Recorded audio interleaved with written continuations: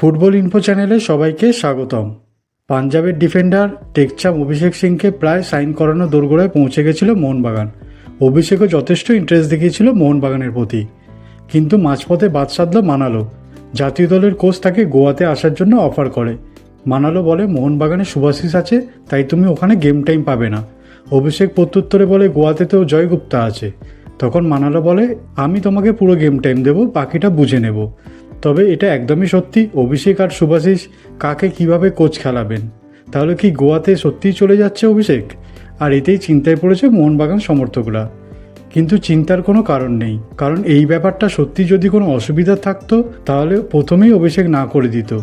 সে তো জানেই যে শুভাশিস আছে, আর শুভাশিসই ফার্স্ট চয়েস।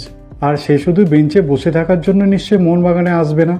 তাই মোহনবাগান ম্যানেজমেন্টের সঙ্গে গেম টাইম ও প্লেয়িং পজিশন নিয়ে অলরেডি কথা বলেই সে ইন্টারেস্ট দেখিয়েছে। আর অভিষেকের মেন পজিশন লেফট ব্যাক হলেও সে কিন্তু রাইট ব্যাকেও খেলতে পারে।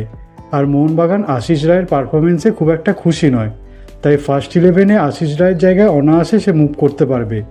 এছাড়া আশিক কুরুনিয়ান চলে যাওয়াতে ওই পজিশনটা অভিষেকের জন্য ওপেন হয়ে গেছে। সুতরাং যে যতই কান ভাঙানি দিক না কেন, অভিষেক মোহনবাগানে আসছেই।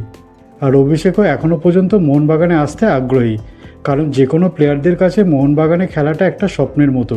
সবাই চায় যুবভারতীর 60,000 সমর্থকের মুখে তাদের নাম চিয়ার আপ হোক।